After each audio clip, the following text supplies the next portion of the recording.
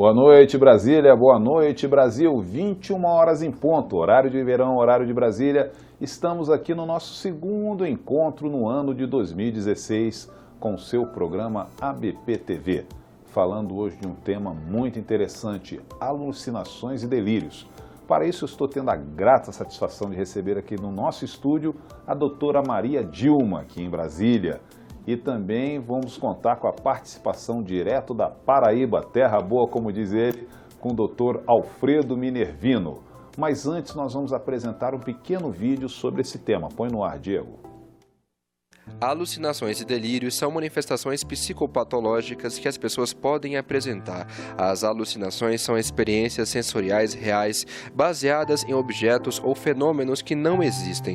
As alucinações podem aparecer através dos sentidos, como por exemplo ouvir uma voz, ver algo e etc. Já os delírios são impressões que ocorrem através dos aparelhos sensoriais. Eles são falsos juízos da realidade, que podem aparecer como ideias ou crenças distorcidas. Geralmente, os delírios expressam perseguição, grandeza, problemas de saúde, etc. Lembrando que você também pode participar desse programa. Quer saber como? É agora no ar. Para participar é muito fácil. Basta acessar o portal da ABP, www.abp.org.br. Na página de exibição do programa, encontre o formulário do Linha Direta. Coloque o seu nome, o seu e-mail, diga se você é associado ou não da ABP e preencha com a sua mensagem. Participe dos debates ao vivo do programa ABP TV. É isso aí, participe, fortaleça e valorize mais esse canal de comunicação que a ABP oferece a você. Eu vou dar o meu primeiro boa noite à doutora Maria Dilma, que está conosco aqui no nosso estúdio em Brasília. Boa noite, doutora. Em nome de toda a diretoria da ABP, eu gostaria de agradecer a sua participação voluntária aqui no nosso programa no dia de hoje. Boa noite a todos. É um prazer poder contribuir com essa atividade que a ABP tem feito semanalmente e com muita responsabilidade e cuidado. Doutora, eu já vou começar lhe fazendo a primeira pergunta aqui, que eu passei o vídeo do Linha Direta, mas na verdade esse tema já foi anunciado com uma certa antecedência nos meios virtuais da ABP e algumas perguntas já chegaram antes. Perguntas essa, por exemplo, do Alex Bruno Costa Ribeiro. Ele gostaria de saber se existe algum estudo epidemiológico que informa se uma porcentagem da população tendem a sofrer de alucinações e delírios. Não, nós não temos nenhum trabalho que especifique isso, porque as alterações como delírio e alucinações, elas podem acontecer no curso de algumas patologias psiquiátricas. Então, na verdade, esse sintoma está muito mais relacionado à patologia que ele esteja desenvolvendo. Ok, muito obrigado, doutora Maria Dilma. Agora vamos até a Paraíba falar com o doutor Alfredo Minervino. Boa noite, doutor. Boa noite, Valdir. Mais uma vez, em nome da diretoria da ABP, agradeço também a sua participação voluntária e já vou lhe passar uma pergunta do nosso internauta Beto Almeida. Alucinações e delírios são a mesma coisa? Não. A psicopatologia separa as alucinações dos delírios da seguinte forma. Os delírios, eles são a alteração do pensamento. E o pensamento é constituído por um conceito, um juízo e um raciocínio. As alucinações são alterações da senso-percepção, a sensação, que vai relacionada aos órgãos do sentido, e a percepção, quando essas sensações se tornam conscientes, ou seja, chegam ao nível cerebral, isso é perceptível. Então, são duas coisas diferentes. Muito obrigado, doutor Alfredo Minervino. Vamos agora de novo aqui com a doutora Maria Dilma. Doutora Maria Dilma, para responder à visitante, a internauta Sandra Mota. Ela pergunta: o fato de perceber uma voz que não existe propriamente dita, interpretá-la como sendo a voz de demônio, a voz de Deus, dos espíritos mortos ou uma audição telepática, já faz parte da alucinação ou do delírio? Na verdade, ouvir uma voz que ela não existe, a gente considera como uma alucinação, não um delírio, considerando toda a definição de alucinação e delírio que o colega Alfredo Minervino acabou de explicar, Mas sempre se leva em consideração, quando você está falando assim, é a voz de Deus, a voz do demônio, a voz do espírito, a gente sempre leva em consideração também o contexto como um todo. A situação que aquele indivíduo está vivenciando, a sua crença religiosa. Então, são vários fatores que são analisados para que a gente possa afirmar que aquela alteração seja considerada como uma alucinação e que deva ser tratada como tal. Ok, obrigado, doutora Maria Dilma. Doutor Alfredo Minervino, o Edmilson Nogueira, ele pergunta, tudo que pode ser percebido pode também ser alucinado? Ele dá como exemplo aqui associações com formas e objetos. Sim, para que eu tenha uma alucinação, eu preciso não ter o objeto real. Se eu tenho o objeto real, eu não tenho uma alucinação. Eu posso até ter uma ilusão quando eu deturpo essa imagem, quando há uma deturpação da imagem. Mas se existe o estímulo, mas que não haja essa situação de aparecer o objeto ou de ouvir o objeto, ou seja, esse objeto tomar uma das condições das sensações, isso é dito como alucinação. Muito obrigado, doutor Alfredo Minervino. São 21 horas e 6 minutos. Horário de verão, horário de Brasília. Estamos com o seu programa ABP TV. Você que acionou o seu computador agora, o seu dispositivo móvel. Estamos falando hoje sobre alucinações e delírios. Para isso, estamos recebendo aqui no nosso estúdio a doutora Maria Dilma e direto da Paraíba a participação mais do que especial do doutor Alfredo Minervino. Doutora Maria Dilma, o internauta Ediran Matias, ou a internauta, me desculpe se eu confundi o gênero aqui, Ediran Matias é o nome. Boa noite, sou estudante de psicologia e gostaria de saber se em algumas vezes as vozes alucinadas podem determinar ordens ao paciente, o qual as obedece mesmo contra a sua vontade. Parabéns pelo programa e parabéns pelo tema. Parabéns a você e muito obrigado pela sua audiência. A resposta é tua, doutora Maria Dilma. Isso pode sim acontecer. Nós temos alguns pacientes que têm vozes de comando, que nós chamamos de vozes de comando, e que eles podem cometer, inclusive, alguns atos envolvendo comportamentos agressivos, por exemplo, através dessas alucinações auditivas de comando. Então, ele ouve uma voz que determina que ele faça um determinado ato e ele obedece. Às vezes até consegue fazer uma crítica, às vezes até ele consegue ter receio de obedecer, mas é possível sim que ele faça. A grande maioria das vezes os pacientes que têm alucinações de voz de comando, eles realmente obedecem. Obrigado. Doutor Alfredo Minervino. É o internauta Dalson Mourão. Ele pergunta, o conteúdo das alucinações guarda sempre uma íntima relação com a bagagem cultural do paciente que alucina? Perfeito, uma pergunta muito boa, sim. As alucinações, elas guardam a relação do self, de cada um. As alucinações têm uma relação direta com aquilo que o indivíduo tem, aquela cultura que ele tem, o conhecimento que ele tem, a intelectualidade que ele tem. Elas fazem parte do self do indivíduo. E quando essa desestrutura ela aparece, elas vão aparecer de acordo com aquilo que é o self do indivíduo, aquilo que pertence a esse indivíduo. Muito boa resposta.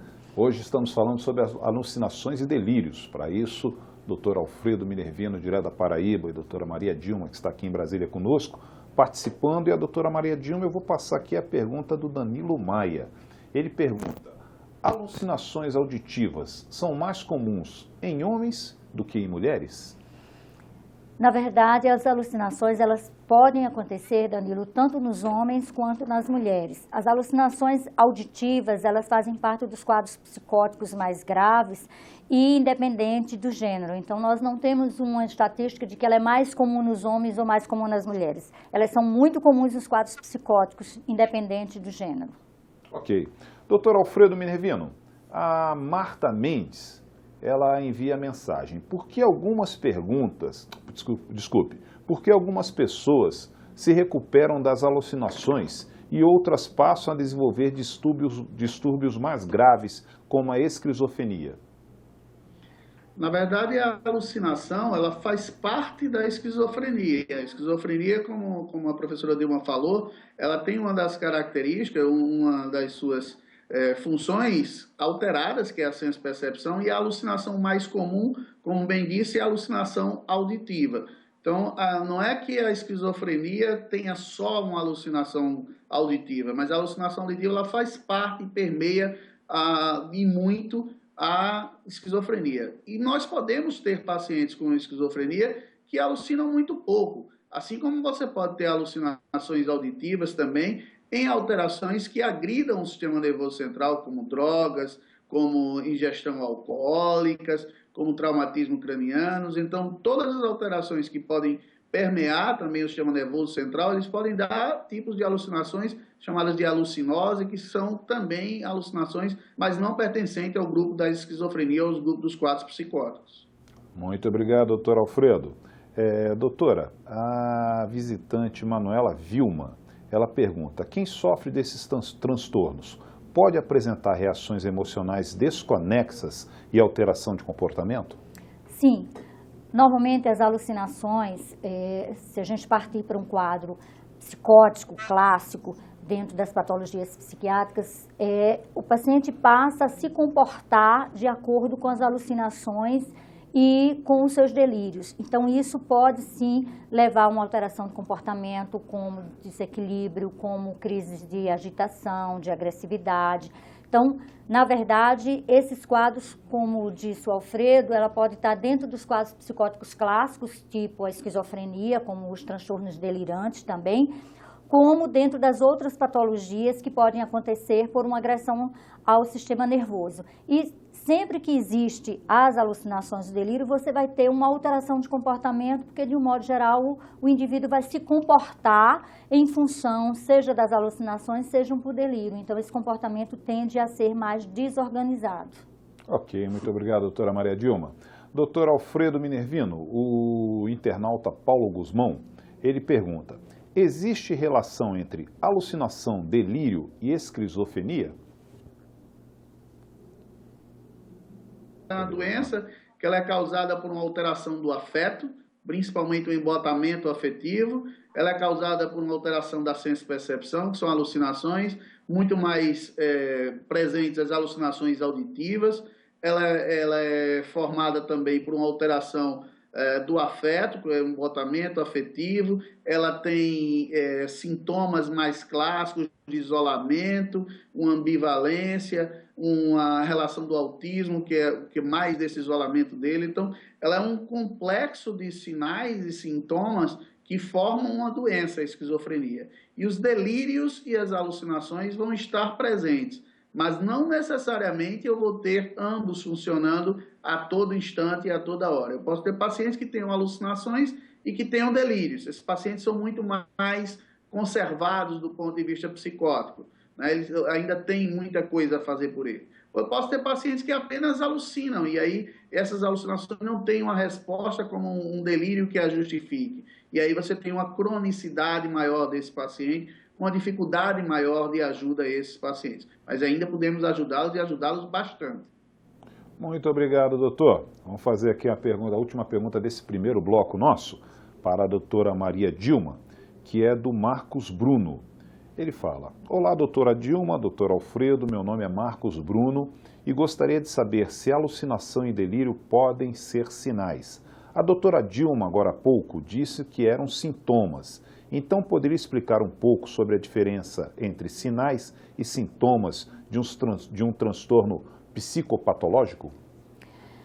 Bruno, o que nós colocamos como sintoma, na verdade, assim, dentro da medicina, quando a gente examina um paciente, a gente fala em sinais e sintoma, considerando sinais do ponto de vista semiológico, quando você encontra alguma alteração por exemplo, do ponto de vista físico, onde você encontra alguma alteração a este exame, né? E quando a gente tem o sintoma, é aquilo que é relatado também pelo paciente. Então, daí a gente falar em sinais e sintomas. Dentro dos quadros psicóticos, de um modo geral, seja os quadros psicóticos de natureza psiquiátrica, quanto os quadros psicóticos que a gente entende como de natureza orgânica, levando em consideração outro fator que não uma doença psiquiátrica, você pode ter toda essa sintomatologia que faz parte do que a gente chama de psicose. O que a gente chama de psicose? A gente diz que o indivíduo está psicótico quando ele perde a conexão com a realidade. E aí, neste momento, de um modo geral, ele traz uma alteração do pensamento e do juízo. Quando a gente fala alteração do juízo, que a gente está falando de delírio, é a capacidade de julgamento. Então, essa capacidade de julgamento está alterada é quando a gente identifica que esse indivíduo tem um delírio. Quando eu passo, por exemplo, a me sentir perseguida por um vizinho, por um amigo, eu estou fazendo um julgamento de uma determinada situação e eu passo a acreditar que aquela pessoa, que é o meu vizinho, é o meu amigo, tem o interesse de me prejudicar. Então, minha capacidade de julgamento está alterada. Então, quando a gente fala em sintoma, eu estou falando do que ele está me relatando como evidência daquilo que esteja acontecendo com ele. Isso que é o sintoma que o paciente traz para a gente. Tá? O sinal é aquilo que a gente está identificando. Então, nesses quadros, a gente vai ter, de um modo geral, dentro das psicoses, a gente pode ter tanto delírio quanto alucinação. A alucinação ela é muito comum nos quadros mentais que estão muito associados ao uso, por exemplo, de uso de drogas ou alguma causa orgânica que faz uma alteração no funcionamento cerebral, seja um traumatismo craniano, por exemplo, seja uma infecção cerebral como uma encefalite, que pode fazer com que ele tenha mais frequentemente essas alucinações. O delírio está muito mais frequente, muito mais comum dentro dos quadros de natureza psiquiátrica, tipo os quadros paranoides e os quadros esquizofrênicos clássicos. Obrigado, doutora Dilma. Eu gostaria também da participação do doutor Alfredo Minervino nessa resposta. Doutor Alfredo, eu vou até repetir essa resposta, essa pergunta do Marcos Bruno Silva, tá? Ele diz, ele gostaria de saber se alucinação e delírio podem ser sinais. E a doutora Dilma, ele coloca que a doutora Dilma explicou há algum tempo atrás que eram sintomas. Ele gostaria que explicasse sobre a diferença entre sinais e sintomas em um transtorno psicopatológico. Eu gostaria também da sua contribuição nessa resposta. Difícil depois de uma brilhante explanação como a doutora deu agora. Mas vamos lá. Os sinais são aquilo que eu verifico, que eu olho no paciente e que eu vejo no paciente, ou que eu identifico nesse paciente. E os sintomas são aquilo que o paciente relata, como bem disse a professora. O que acontece é alguns sinais a gente pode ver no paciente psicótico, como um paciente que está inquieto, com alteração de comportamento, ou que ele fala sozinho e que responde a determinadas perguntas que são feitas. Então, isso são sinais de que pode ter ali uma alucinação. Ou alguém que está se comportando olhando para os lados, sempre desconfiado, sempre meio que ensimesmado, pode ser um sinal de um delírio persecutório ou um delírio paranoide. Os delírios e as alucinações, eles podem ocorrer, como bem disse, doutora Dilma, em qualquer situação num quadro psicótico. Até num quadro delirante, pode acontecer num quadro de depressão, uma depressão psicótica, ou um quadro relacionado a um transtorno orgânico, como bem falou Dilma, e como eu tinha dito, às vezes alguns quadros psicopatológicos, eles são muito mais vistos nos quadros orgânicos que nos quadros psicopatológicos de doenças mentais. O hospital clínico, ele nos mostra muito mais febres altas, dando delírios ou dando alucinações, ou mesmo o quadro da síndrome do delírio, ou os quadros mesmo demenciais, aparece muito quadro de delírios e alucinação. Então, como sinal e como sintoma de um quadro psicopatológico, de um transtorno mental, e como sinal e como sintoma também de um quadro que não seja propriamente um quadro psicopatológico de uma doença mental. Obrigado, doutor Alfredo Minervino. São 21h19, horário de verão, horário de Brasília. Estamos ao vivo aqui com o nosso programa ABP TV sobre alucinações e delírios. Nós vamos fazer um breve intervalo comercial para a doutora Maria Dilma aqui em Brasília tomar uma água. Nós temos que ser cavaleiros e anfitriões. Doutor Alfredo Minervino com certeza vai tomar água nessa terra boa que é a Paraíba. Voltaremos já já com a segunda parte do nosso programa. Aproveite agora, mande a sua contribuição, mande a sua pergunta. Segue a ABP TV.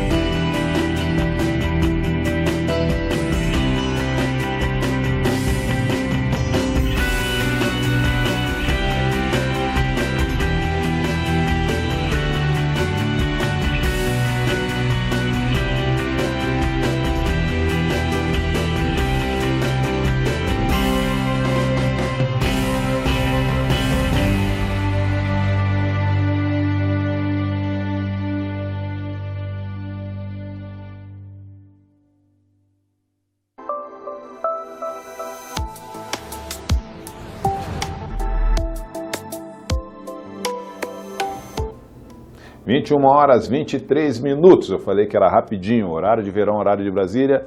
Estamos de novo aqui com o nosso programa ABP TV, falando sobre alucinações e delírios. Quem está conosco, o doutor Alfredo Minervino, direto da Paraíba, e aqui ao meu lado, doutora Maria Dilma, aqui em Brasília, a qual faço a pergunta da Daniela Carla. Ela pergunta, doutora, se a alucinação pode ser tratada somente com psicoterapia. Daniela, na verdade, assim, nós entendemos a alucinação como um sintoma importante, uma atividade cerebral alterada, e que é um quadro que normalmente a gente precisa investigar qual é a etiologia dessas alucinações e que, dependendo da etiologia, que a gente decide qual é o tratamento. Na grande maioria das vezes, o tratamento é farmacológico. Se essa alucinação estiver associada, por exemplo, a uma doença não psiquiátrica, uma doença orgânica, é tratar a causa básica. Por exemplo, um paciente que seja hipertenso, faça uma descompensação, faça uma encefalopatia hipertensiva, por exemplo, ele pode ter uma alteração do nível de consciência e, nesse momento, ele ter alucinações. Qual que seria o tratamento? O tratamento é da causa básica. A gente dá todo o suporte, mas ele precisa compensar o quadro hipertensivo.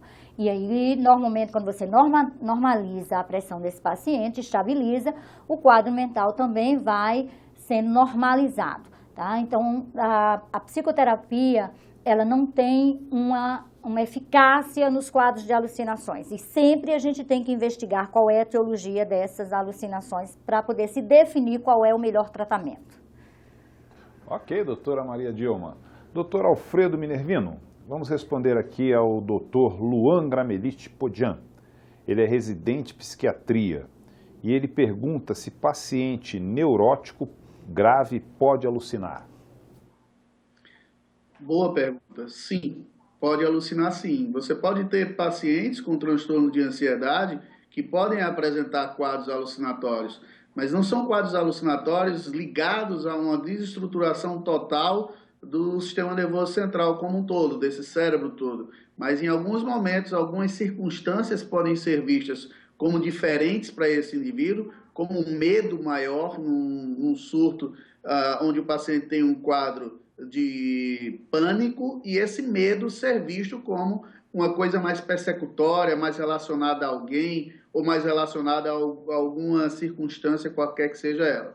Então, o neurótico, não gosto muito dessa palavra neurótico, mas um paciente que tenha um quadro de ansiedade ou um quadro não psicótico, ele pode sim ter qualquer quadro de alucinação ou delírio, qualquer quadro nessa natureza. Ok, doutor. Doutora, uma pergunta aqui para a senhora. Se um dos objetivos da medicação é eliminar os delírios e alucinações, o que fazer quando o paciente já está bem medicado e esses sintomas não cessam?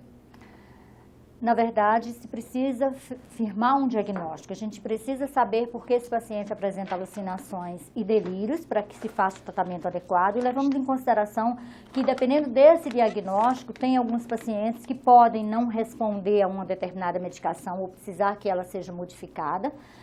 Alguns quadros que se cronificam, eles podem ter toda uma melhora clínica, uma melhora do funcionamento do paciente, mas que possam persistir algumas alterações, como, por exemplo, os delírios. Nós temos um diagnóstico, uma patologia, que são os transtornos delirantes persistentes, que na fase aguda isso é mais exuberante, isso é o foco principal do paciente, então ele muitas vezes desorganiza a sua vida pessoal, familiar, social, profissional, em função do delírio, e a medicação consegue que remita a esse quadro, mas que ele persista ainda como uma ideação delirante, que seria a persistência disso, está relacionada ao transtorno delirante persistente, mas que, de uma certa forma, é como se, a gente às vezes até usa uma terminologia assim, ele engaveta um pouco esse delírio, ele continua acreditando, tendo a sua crença, mas ele volta para um funcionamento normal. Então, normalmente, isso está associado ao tipo de diagnóstico que esse paciente tenha. E aí ele pode, sim, se manter ainda com algum sintoma e a gente vai manter a medicação e fazendo outros suportes. O tratamento não é exclusivamente medicamentoso. Dentro dos transtornos, a gente tem, sim, o trabalho farmacológico, mas associado a todo um suporte psicoterápico, a um suporte familiar, a um processo terapêutico para aquele paciente tendo uma ideia dele como um todo, não só em cima de um único sintoma. Então, existe sim alguns quadros mentais que cursam com cronificação de alguns sintomas. E aí, apesar da medicação, ele vai ter ainda, mas numa intensidade menor e com menos prejuízo funcional e pessoal. Obrigado, doutora Maria Dilma. Doutor Alfredo, o Alex Costa, ele diz: sou estudante de psicologia e amo tudo que está ligado ao comportamento humano. Estamos falando de alucinações e delírios. Os efeitos neuroquímicos ocorridos estão ligados somente à hiperatividade da dopamina em um paciente esquizofrênico? Olha, não necessariamente, né? Você pode ter as alucinações e os delírios também sendo alterações de outros neurotransmissores e até alterações externas, como uma droga que pode entrar no sistema nervoso central, atuar no cérebro e, dependendo da afinidade dessa droga com os receptores que possam ter, dá total diferença. E não necessariamente só na relação dopaminérgica. O que se fala da relação dopaminérgica é porque a esquizofrenia, a teoria dopaminérgica da esquizofrenia, com as suas 4 vias dopaminérgicas e a alteração da medicação nessas vias determina melhora ou piora de alguns sintomas ou de alguns efeitos colaterais.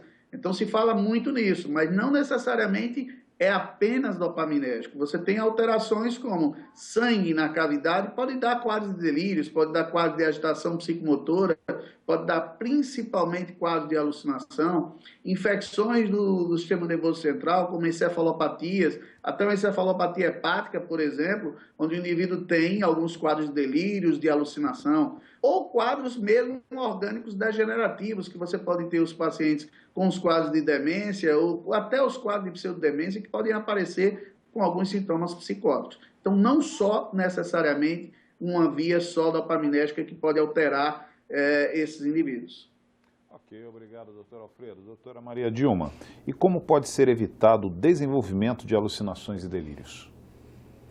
Bom, na verdade, assim, não existe uma fórmula que a gente possa dizer que podemos evitar, né? As alucinações e os delírios, elas estão relacionados a algumas situações de alterações cerebrais, como a gente falou em todo esse nosso trabalho de hoje.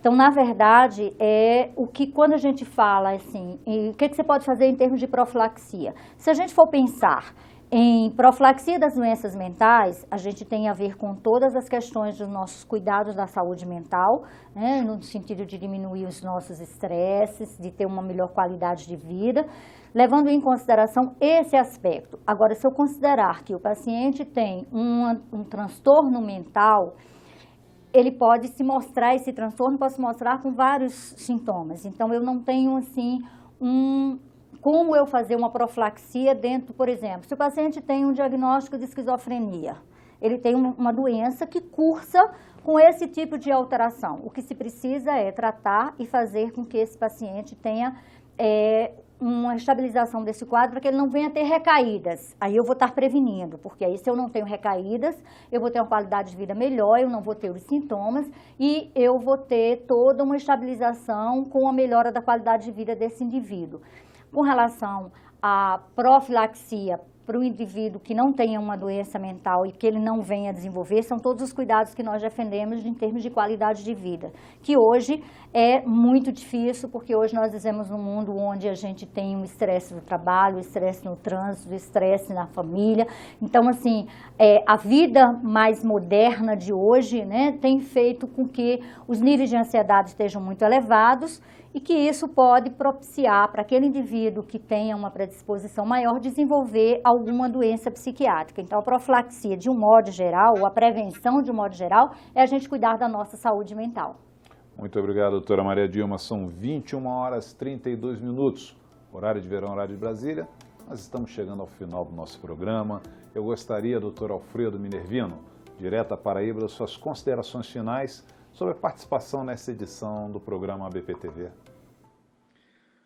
Valdir, primeiro, parabenizar a ABP por esse domínio enorme que a gente tem sobre a condição de levar uma qualidade enorme, uma boa psiquiatria, uma boa validação daquilo que se fala em termos de transtornos mentais e em termos de tratamento ou até da psicopatologia. Mas ainda eu fiquei impressionado com as imagens que a gente viu, né, no intervalo, de como a nossa BP está bonita, de como a nossa BP é grandiosa. E dizer para as pessoas que elas busquem também, nesses vídeos que ficam o tempo todo na internet, até uma condição de utilizá-los para treinamento, para provas de título de especialista, também utilizar para aulas. Isso é uma divulgação que pode ser feita para melhoria tanto do profissional de saúde mental como um todo e o médico em particular, mas principalmente também para estudantes de medicina, de psicologia. Além disso, agradecer a oportunidade de estarmos juntos aqui, junto com você, e principalmente a honra de ter Dilma do nosso lado, né? A nossa Dilma, para que a gente possa levar um pouco do nosso conhecimento, uma migalha ainda que seja nesse mundo, mas a gente está botando a nossa contribuição para que a gente possa melhorar a qualidade dos profissionais do Brasil. Então, quero agradecer muito, Valdir, a tua mediação e a Dilma por ter me ajudado nesse trabalho aí, a poder levar uma educação continuada às pessoas. Obrigado, doutor Alfredo. Doutora Maria Dilma, suas considerações finais aqui para a câmera 1, sobre a sua participação nessa edição de hoje aqui da ABP TV. Bom, eu gostaria de agradecer à ABP a oportunidade de estar junto com o Alfredo discutindo sobre um tema tão interessante e frisar principalmente o quanto que tem sido importante esse trabalho da ABP, porque o papel da associação é um papel que ela não é um trabalho puramente associativo. Na verdade, a associação hoje tem feito um trabalho de educação muito importante no sentido da educação, onde a gente pode estar discutindo os nossos temas, não só entre nós, colegas, mas num programa como esse, onde a gente dá oportunidade para as pessoas tirarem as dúvidas, sejam eles profissionais ou estudantes da área, ou algum que tenham um interesse, algum conhecimento. Eu acho que a ABP está de parabéns por esse trabalho. Nós temos uma responsabilidade com relação não só à formação, mas também ao cuidado com o nosso paciente, e que à medida que é feitos os esclarecimentos a respeito das doenças, onde as pessoas terão dúvida, eu acho que a gente também contribui para diminuir o preconceito que ainda existe com relação ao portador de uma doença mental, como o próprio preconceito a nós profissionais da área de saúde mental, que tem diminuído bastante. Eu acho que a associação tem feito esse papel com muito cuidado e com muita responsabilidade.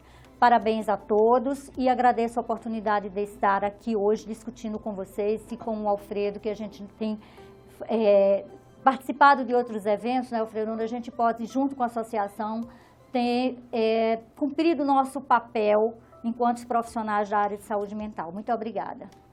Ok, muito obrigado, mas antes de eu me despedir, eu quero lembrar aqui para vocês das nossas redes sociais. Põe no aqui, facebook.com/abpbrasil, Twitter, @abpsiquiatria e Instagram, @abpbrasil.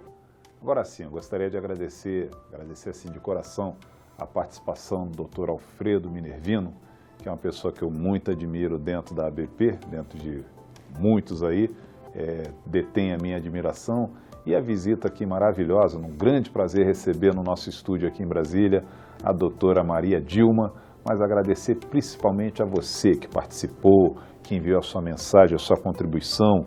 Algumas perguntas não puderam ser respondidas, viu, Breno, viu, Lucas, mas é porque o nosso tempo é limitado. Mas assista os próximos programas, esse tema, exatamente por ser muito interessante, ele poderá voltar em outras edições. E lembrando que nós temos um próximo encontro marcado na próxima segunda-feira, sempre às 21 horas ao vivo, aqui no nosso estúdio do seu programa ABP TV. Tenham todos uma ótima semana. Fiquem bem.